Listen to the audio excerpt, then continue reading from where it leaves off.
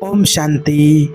ये चार बातें अगर इन्हें मरते दम तक याद रखें तो काल भी आपका बाल बांका नहीं कर सकता। देखिए, आज आपको जो चार बातें बताने वाले हैं, अगर आप इनको मरते दम तक याद रखते हैं तो काल भी उस व्यक्ति का बाल बांका नहीं कर सकता है। देखिए, क्या आपने कभी सोचा है कि अपार धन दौलत होने के बाद भी इंसान रातों रात सड़क पर क्यों आ जाता है? क्यों कुछ लोग भगवान की चौखट पर माथा रगड़कर भी खाली हाथ रह जाते हैं? तो आज आपको चार ऐसी गुप्त बातें बताते हैं जिन्हें अगर व्यक्ति मरते दम तक याद रखे तो काल भी उसका बाल बांका नहीं कर सकता है। लेकिन अगर वो इन्हें भूल जाए तो उसे राजा से रंक बनने में पल भर की भी देरी नहीं लगती है। क्या आप जानते हैं कि वो कौन सी चीज़ है जिसे याद रखने से इंसान का बुरा वक्त कभी शुरू ही नहीं होता है? क्यों घमंड आते ही भगवान का सुरक्षा कवच हमारे सिर से हट जाता है? ये जानने का विषय है। और वो कौन सी भूल है जो रावण जैसे विद्वान को भी ले डूबी? आज की ये वीडियो में सिर्फ आपको एक कहानी नहीं बल्कि जीवन जीने का वो सूत्र बताएंगे जिससे जानकर आपकी सोच और आपकी किस्मत दोनों बदल सकती हैं। अगर आप अपने जीवन के दुखों का अंत चाहते हैं तो आज जो बताए गए इस वीडियो में अटल चार सत्यों को अंत तक आप जरूर सुनिएगा। देखिए, बहुत पुरानी बात है, श्रीपुर गांव की बात है। गांव में एक जज्जर झोंपड़ी थी। उस झोंपड़ी की दीवारें कच्ची मिट्टी की थीं जो हर साल बारिश में थोड़ी थोड़ी करके बह जाती थी। और उसी कुटिया में वास करते थे पंडित विद्याधर। विद्याधर का अर्थ होता है जिसके पास ज्ञान का धन हो। पंडित जी के पास धन तो एक धेला भी नहीं था, लेकिन उनके कंठ में भगवान का नाम और हृदय में हनुमान जी के प्रति अटूट प्रेम था। उनका जीवन बहुत ही सीधा था। वे सुबह ब्रह्म मुहूर्त में, जब पंछी भी अपनी नींद से नहीं जागे होते थे, तब उठ जाते थे और कोसों दूर बहने वाली नदी में स्नान करते और फिर गीले कपड़ों में ही राम नाम का जाप करते हुए गांव के बाहर बने प्राचीन मंदिर में चल पड़ते थे। संतों ने कहा है कि इंसान की असली दौलत वो नहीं जो उसकी तिजोरी में बंद हो, बल्कि वो है जो उसके चरित्र और प्रार्थना में है। धन तो आज है, कल नहीं रहेगा, लेकिन भगवान का नाम, प्रभु का नाम वो पूंजी है जो इस लोक में भी साथ देती है और परलोक में भी। विद्याधर की पत्नी का नाम था लक्ष्मी। नाम लक्ष्मी था, पर तन पर जो साड़ी थी उसमें 10 जगह पैबंद लगे थे। उनके 2 छोटे छोटे बच्चे थे। गरीबी ऐसी थी कि कभी कभी घर का चूल्हा 3-3 दिन तक ठंडा रहता था, लेकिन लक्ष्मी ने कभी अपने पति से कोई शिकायत नहीं की। एक बार की बात है, शिवपुर में एक भयानक अकाल पड़ा।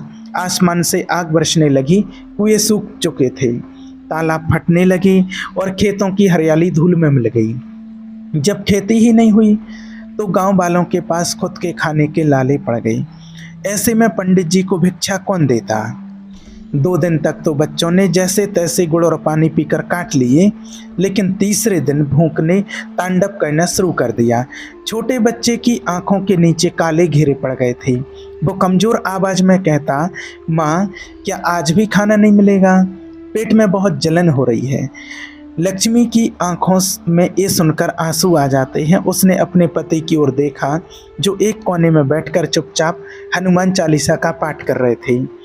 लक्ष्मी ने बड़ी हिम्मत जुटाकर कहा, स्वामी, मैं जानती हूँ कि प्रभु सब देखते हैं, लेकिन इन बच्चों का क्या दोष है?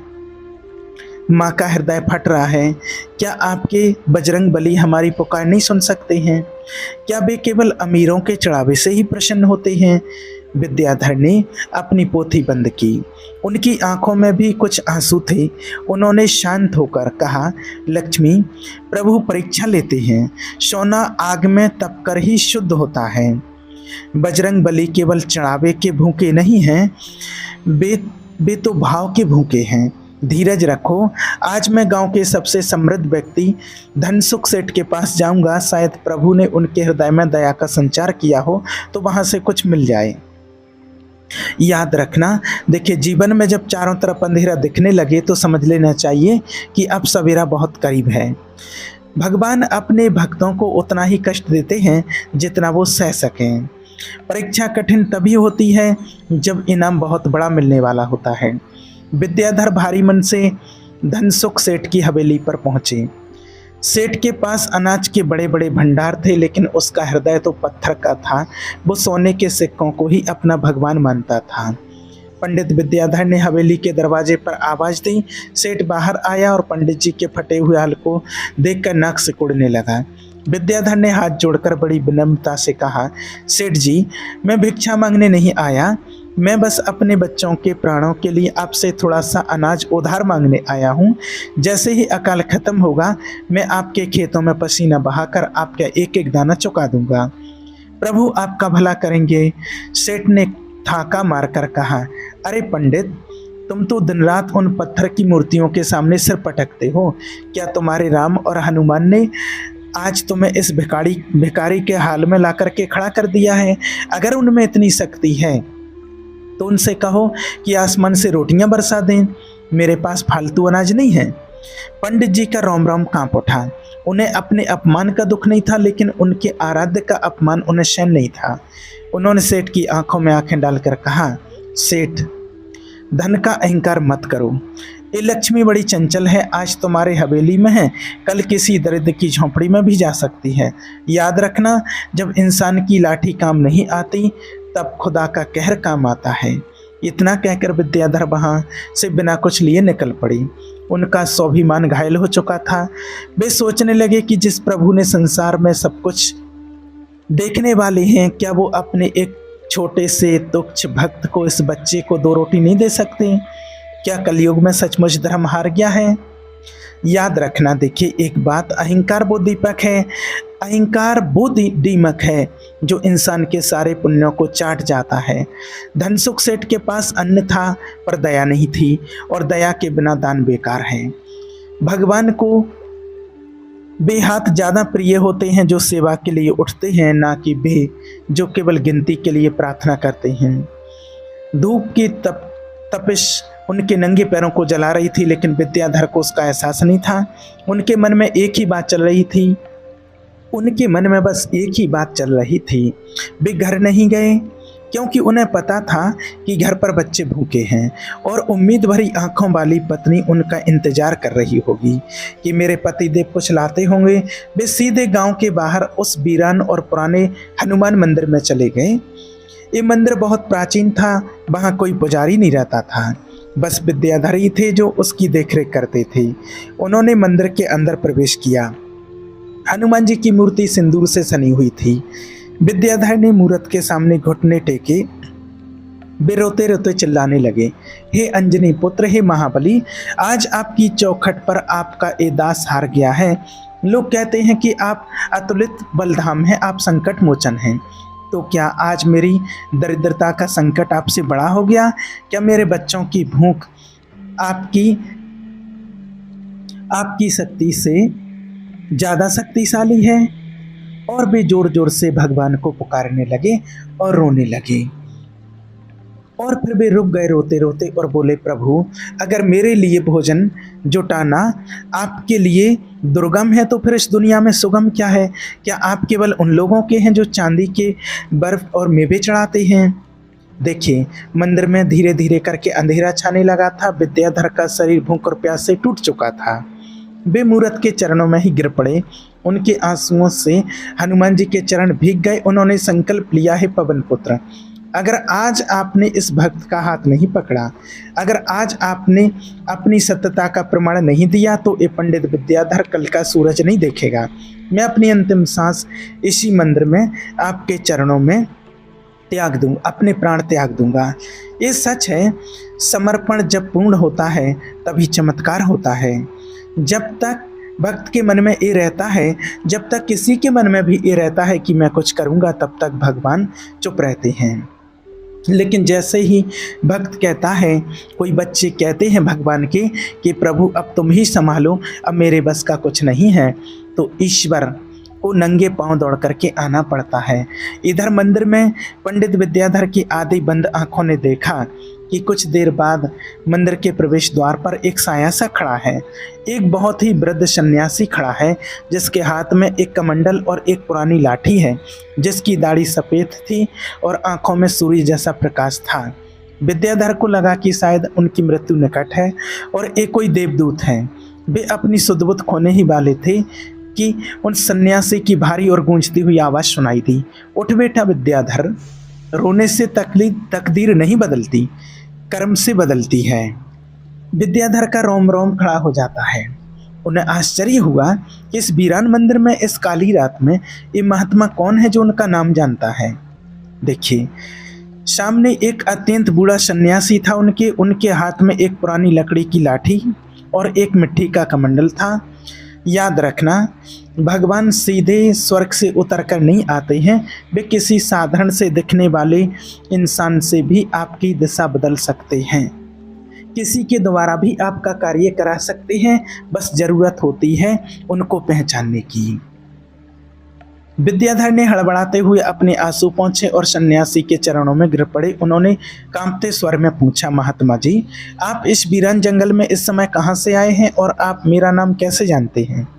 सन्यासी धीरे से मुस्कुराए, बोले, बेटा, मेरा ठिकाना तो वही है जहाँ कोई सच्चा हृदय पुकारता है। रही बात तेरे नाम की, तो जो भक्त राम का है उसे सारा जगत जानता है। मैं देख रहा हूँ कि तू भूख से नहीं बल्कि भरोसे की कमी से मर रहा है। विद्याधर को अपनी व्यथा याद आ गई। उन्होंने सिसकते हुए कहा, बाबा, मेरा भरोसा नहीं टूटा है, पर मेरे बच्चों की भूख ने मुझे तोड़ दिया है। मैं 3 दिन से भूखा हूँ, पर उसका दुख नहीं है। दुख इस बात का है कि मेरे छोटे छोटे बालक पानी पीकर सो रहे हैं। क्या हनुमान जी इतने निष्ठुर हो गए हैं कि उन्हें हमारी चीखें सुनाई नहीं दे रही? सन्यासी ने अपनी लाठी जमीन पर पटकी और बोले, मूर्ख, तू ईश्वर को निष्ठुर कह रहा है? अरे हनुमान जी तो वो हैं जिन्होंने माता सीता की खोज के लिए समुद्र लांघ दिया था, जिन्होंने लक्ष्मण के प्राण बचाने के लिए पूरा पहाड़ उठा लिया था। वे निष्ठुर नहीं हैं, वे तो तुझे निखार रहे हैं। सुन, जो भी जमीन के अंदर दबेगा नहीं वो कभी विशाल पेड़ बनेगा नहीं, जो सोना आग में जलेगा नहीं वो कभी गहना बनेगा नहीं। तेरी एक गरीबी दरिद्रता नहीं है, बल्कि तेरे लिए प्रभु का दिया हुआ एक सबक है। इंसान अक्सर सुख में भगवान को भूल जाता है और दुख में उन्हें कोसने लगता है, पर सच तो ये है कि दुखी वो समय है जब हम वास्तव में ईश्वर के सबसे करीब होते हैं। विपत्ति हमारे विनाश के लिए नहीं, बल्कि हमारे अंदर छिपी हुई शक्तियों को जगाने के लिए आती है। सन्यासी ने अपने झोले से एक सूखा हुआ फल निकाला। वो फल देखने में बहुत साधारण सा था, पर उससे एक सौंधी सी महक आ रही थी। उन्होंने वो फल विद्याधर की ओर बढ़ाते हुए कहा, ले, पहले इसे खा ले। खाली पेट ना तो भजन होता है और ना ही ज्ञान की बात समझ में आती है। विद्याधर संकोच करने लगे, बाबा, मेरे बच्चे घर पर भूखे हैं और मैं अकेले ही इस फल को खा लूँ, ये तो अन्याय होगा। सन्यासी हंसे और बोले, तू इसे खा ले बेटा, तेरे बच्चों का इंतजाम भी प्रभु ने कर दिया है। ये कोई साधारण फल नहीं है, ये तेरी श्रद्धा का फल है। इसे खाते ही तेरे भीतर वो बल आएगा जो तुझे आने वाले कठिन मार्ग पर चलने की ताकत देगा। देखिए, जैसे ही विद्याधर ने उस फल का एक ग्रास लिया और उन्हें ऐसे लगा मानो उनके शरीर में नई बिजली दौड़ गई हो। 3 दिन की भूख, थकान और मानसिक तनाव पल भर में गायब हो गए। उनका मन शांत हो गया और आंखों के सामने छाया हुआ धुंधला अंधकार मिट गया। उन्हें साफ महसूस हुआ कि ये फल किसी साधारण पेड़ का नहीं था। विद्याधर ने हाथ जोड़कर कहा, महात्मा जी, आप कोई साधारण मनुष्य नहीं हैं।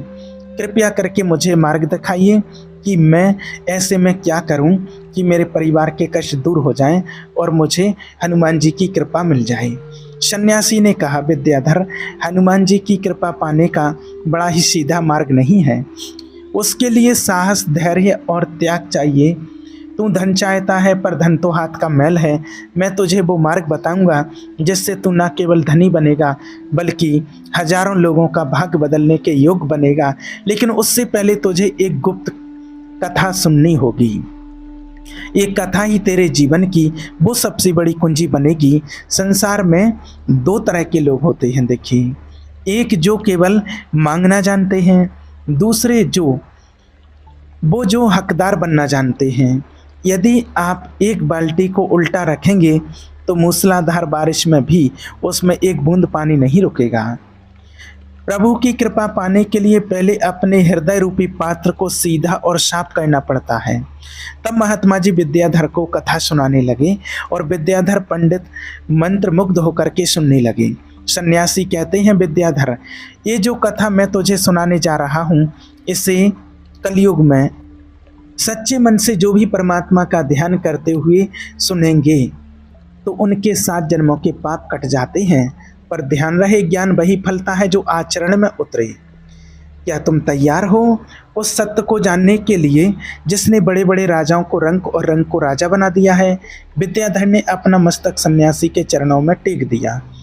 उसे लगा कि हनुमान जी ने सचमुच उसकी पुकार सुन ली है और इस सन्यासी के रूप में स्वयं मार्गदर्शन करने आए हैं।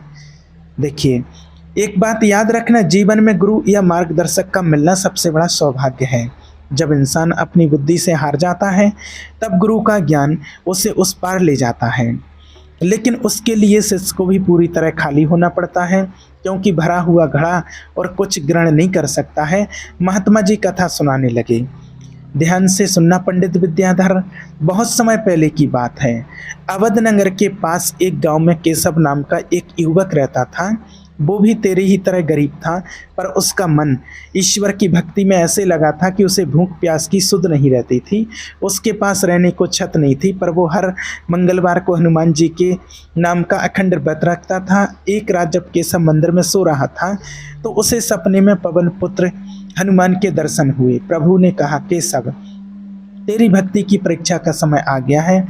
अगर तू अपने दुखों से मुक्ति चाहता है तो आज गांव के बाहर वाले हनुमान जी के मंदिर पर जाकर के उनके नाम का पाठ कर, प्रभु के नाम का पाठ कर। वहां ऐसा चमत्कार मिलेगा जिससे तेरी आत्मा की मुक्ति मिल जाएगी।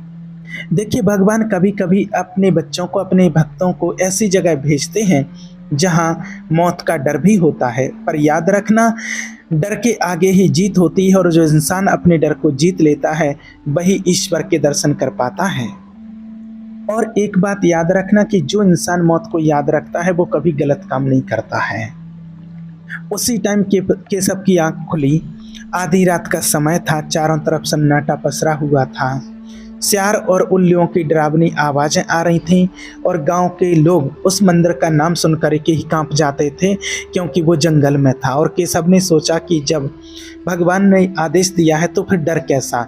उसने एक छोटी सी तेल की टेबड़ी जलाई और राम नाम की पोथी हाथ में लेकर और उस मंदिर की ओर चल पड़ा।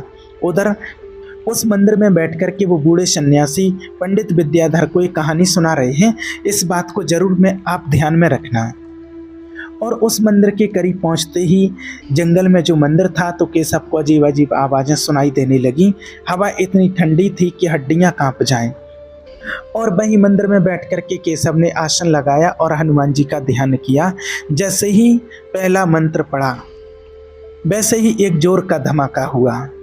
महात्मा जी बोले कि बेटा, ये सच बात है कि जब हम कोई शुभ काम करते हैं तो कई बार बुरी ताकतें हमें डराने का कोशिश करती हैं। ये बुरी ताकतें बाहर कम लेकिन हमारे मन के अंदर ज़्यादा होती हैं, जैसे शक के रूप में, डर के रूप में, लालच के रूप में।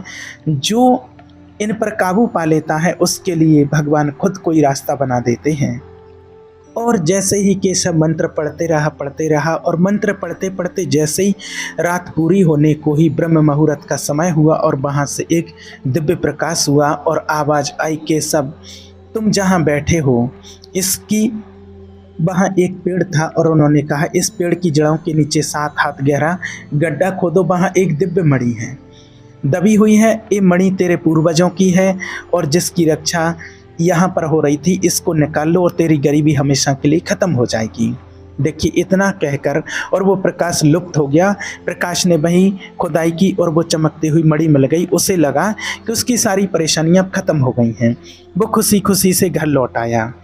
कहते हैं कि जब भगवान देते हैं तो छप्पर फाड़ कर देते हैं, पर धन के साथ साथ अहंकार और लालच भी मुफ्त में आते हैं। गरीब रहना आसान है, पर अमीर होकर अपनी जड़ों से जुड़े रहना बहुत कठिन है। असली भक्ति और ज्ञान वही है जो फकीरी में भी भगवान का ध्यान करते रहे और अमीरी में भी भगवान का बनकर ही रहे। इधर वो विद्याधर इस कहानी में इतना खो गए कि उसे लगा जैसे वो खुद उस मंदिर वाली जगह पर बैठे हों। सन्यासी ने कहा, विद्याधर, उस मणि ने केशव का जीवन ही बदल दिया। विद्याधर ने हाथ जोड़कर कहा, बाबा फिर क्या होता है? तब महात्मा जी ने कहा, पंडित विद्याधर, आगे होना क्या था, जब इंसान की जेब भरती है तो अक्सर इंसान का सिर फिर जाता है। ये दुनिया के हर उस इंसान की कहानी है जिसके पास बहुत सारा अचानक धन आ जाता है तो उसकी बुद्धि भ्रमित होने लगती है। जब केशव उस चमकती हुई दिव्य मणि को वहाँ उस मंदिर से अपने घर लाया तो उसकी झोंपड़ी का कोना कोना रोशनी से भर गया। वो मणि कोई साधारण पत्थर नहीं थी, उसमें साक्षात माँ लक्ष्मी का वास था। जैसे केशव और उसकी पत्नी की तो जैसे दुनिया ही बदल गई थी। जो लोग कल तक उन्हें देखकर अपना रास्ता बदल लेते थे, वे अब उनके घर के चक्कर लगाने लगे। केशव ने उस मणि की मदद से व्यापार शुरू कर दिया। पुरानी झोंपड़ी गिरा दी गई और उसकी जगह एक आलीशान हवेली खड़ी हो गई, जिसे देखने के लिए दूर दूर से लोग देखने के लिए आने लगे। घर में नौकर चाकर आ गए, हाथी घोड़े दरवाजे पर बंधने लगे और रसोई से 56 भोग की महक आने लगी। देखिए, धन एक ऐसी चीज़ है जो अच्छे भले इंसान की बुद्धि पर पर्दा डाल देती है। जब तक जेब खाली होती है तब तक इंसान का सिर भगवान के आगे झुका रहता है, पर जैसे ही जेब भरती है उसकी गर्दन अकड़ने लगती है। पैसा बुरा नहीं होता है, लेकिन पैसे का मोह, पैसे का रौब बुरा होता है। इंसान को अपनों से और अपने भगवान से दूर कर देता है। शुरुआत में तो केशव ने खूब दान पुण्य किया। उसने हनुमान जी के मंदिर में सोने का कलश चढ़ाया और गरीबों को खूब खाना खिलाया। लेकिन धीरे धीरे माया ने अपना खेल दिखाना शुरू कर दिया। केशव को लगने लगा कि ये सब उसकी मेहनत और उसकी किस्मत का फल है। उसे लगने लगा कि वो अब साधारण इंसान नहीं बल्कि बहुत बड़ा सेठ बन गया है। सबसे पहले उसके कपड़ों का रंग बदला, फिर उसके बोलने का ढंग बदला। अब वो गरीब ब्राह्मणों को तुच्छ समझने लगा, गरीब लोगों को बिल्कुल ही तुच्छ समझने लगा। जो समय पहले वो भगवान का ध्यान करने में, भक्ति करने में लगाता था, वो व्यापार के हिसाब किताब में बीतने लगा था। वो कहने लगा कि भगवान की पूजा तो बूढ़े पुराने लोग करते हैं, मुझे तो काम से ही फुर्सत नहीं है। ये बात बिल्कुल सच है। संतों ने भी कहा है कि माया बड़ी ही ठगनी है। ये पहले तो इंसान को लालच देती है और फिर धीरे धीरे उसके दिल से दया और प्रार्थना को बाहर निकालती है। जिस दिन इंसान के मन में ये आ जाए कि मैं कर रहा हूँ, उसी दिन उसका पतन शुरू हो जाता है। करने वाला तो देखिए ऊपर बैठा, हम तो बस निमित्त मात्र करते ही रहते हैं। देखिए, एक दिन की बात है, केशव अपनी हवेली की बालकनी में बैठा रेशमी तकियों पर आराम कर रहा था। तभी उसके दरवाजे पर एक वृद्ध व्यक्ति आया। वो भूख और प्यास से बेहाल था। उसने आवाज़ लगाई, ओ सेठ जी, ईश्वर के नाम पर एक घूंट पानी और एक रोटी का टुकड़ा दे दो। 3 दिन से अन्न का दाना पेट में नहीं गया है।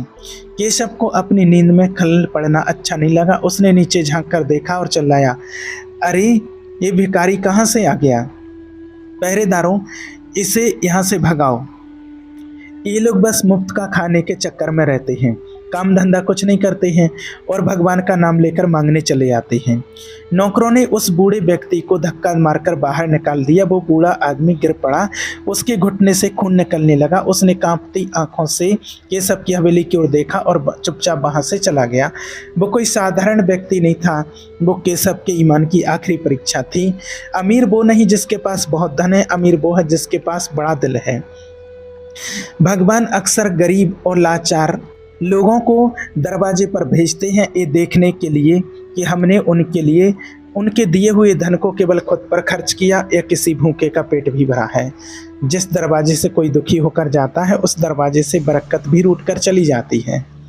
देखिए, केशव की पत्नी ने उसे समझाने की कोशिश की। उसने कहा, स्वामी याद कीजिए वो दिन जब हम खुद भूखे पेट सोते थे।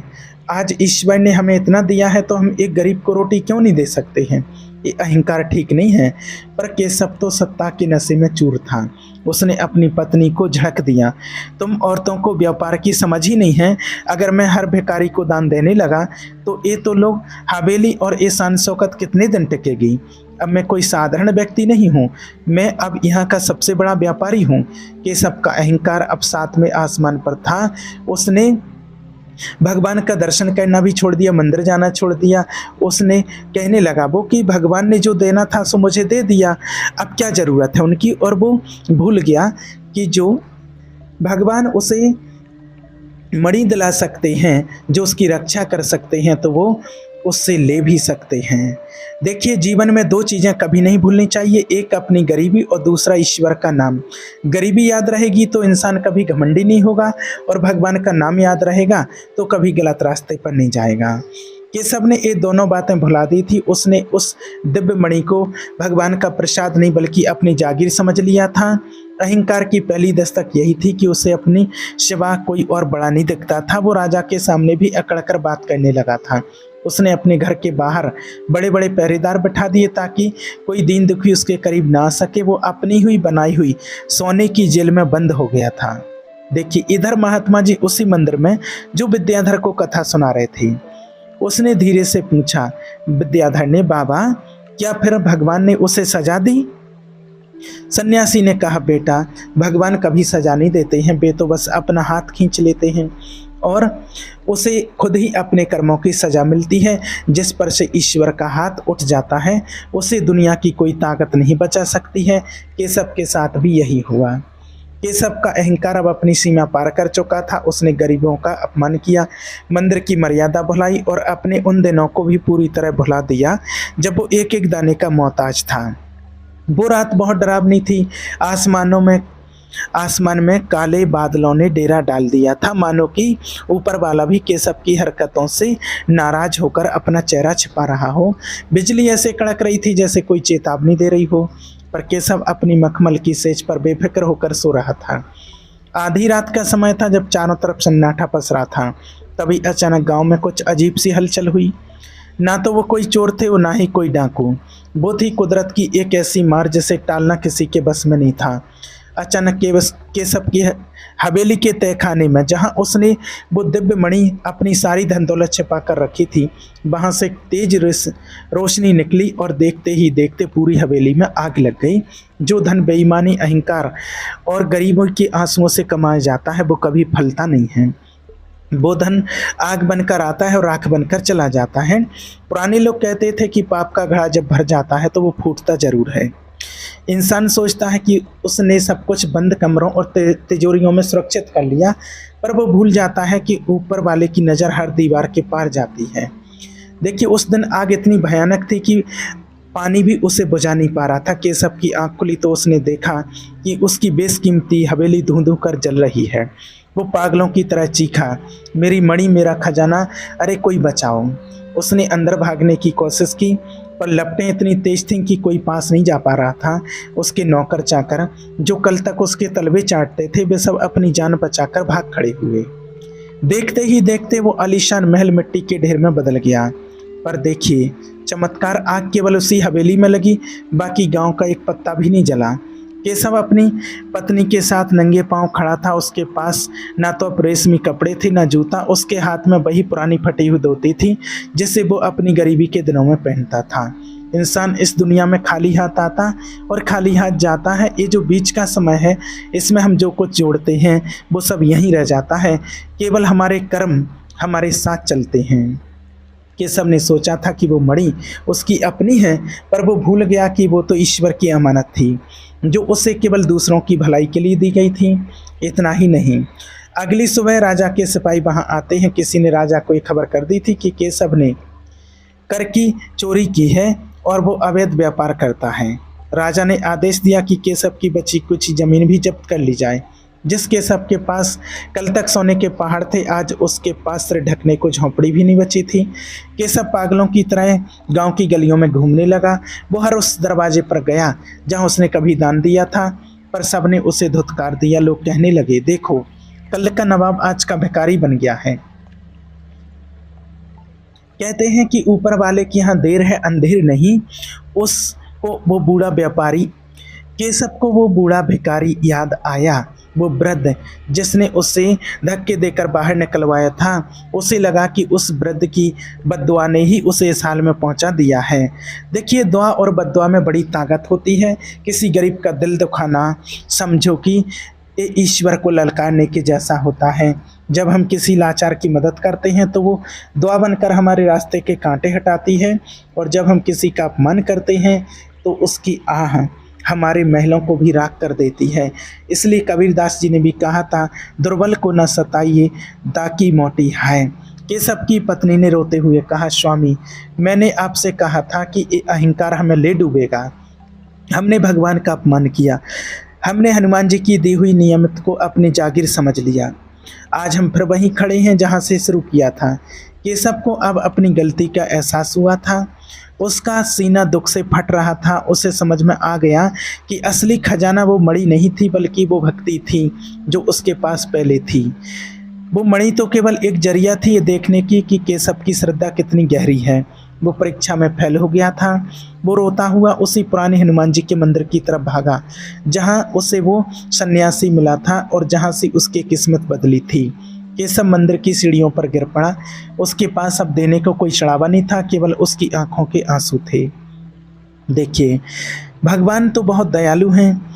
वे अपने बच्चों को सजा इसलिए नहीं देते हैं कि वे उसे तड़पाना चाहते हैं, बल्कि इसलिए देते हैं ताकि उनका अहंकार मर जाए और वो वापस सही रास्ते पर आ सकें। हार और ठोकर ही इंसान को असली ज्ञान देती है। जब तक घड़ा खाली नहीं होगा तो उसमें शुद्ध जल कैसे भरा जाएगा। केशव का अहंकार जल के राख हो गया था और अब वो फिर से भगवान का भक्त बनने के लिए काबिल हो रहा था। इधर उन सन्यासी ने पूछा जो मंदिर में पंडित विद्याधर को कथा सुना रहे थे कि हे विद्याधर, क्या तुम समझ पाए हो कि केशव के साथ ऐसा क्यों हुआ? क्या तुम भी धन पाकर ऐसा ही तो नहीं करेगा? विद्याधर ने कांपते हाथों से सन्यासी के पैर पकड़ लिए और कहा, नहीं बाबा, मुझे धन नहीं चाहिए, मुझे बस वो भक्ति चाहिए जो कभी ना छूटे, वो ईश्वर का नाम। मुझे उस परीक्षा से डर लगता है। कृपा करके बताइए कि क्या केशव को फिर से माफ़ी मिली या फिर वो ऐसा ही भटकता रहा? क्या ईश्वर ने दोबारा उसको अपनाया? तब सन्यासी कहते हैं, बेटा, पश्चाताप सबसे बड़ा प्रायश्चित है। जब इंसान अपनी गलती मान लेता है तो भगवान के द्वार फिर से खुल जाते हैं। केशव के पास अब ना हवेली थी, ना मणि और ना ही मान सम्मान। उसके पास बचा था तो केवल अपनी गलतियों का पछतावा। केशव उस रात मंदिर की सीढ़ियों पर सिर पटक पटक कर रोता रहा। उसने ना तो भोजन मांगा, ना ही अपना खोया हुआ धन मांगा। उसने बस एक ही रट लगा रखी थी, हे प्रभु, मुझे धन नहीं चाहिए, मुझे मेरी पुरानी वो शांति लौटा दो, मुझे वो पुराना केशव बना दो जो आपकी चौखट पर सुकून से भगवान का ध्यान जपता था। मुझे माफ़ कर दो प्रभु, मैं माया के जाल में फंस गया था।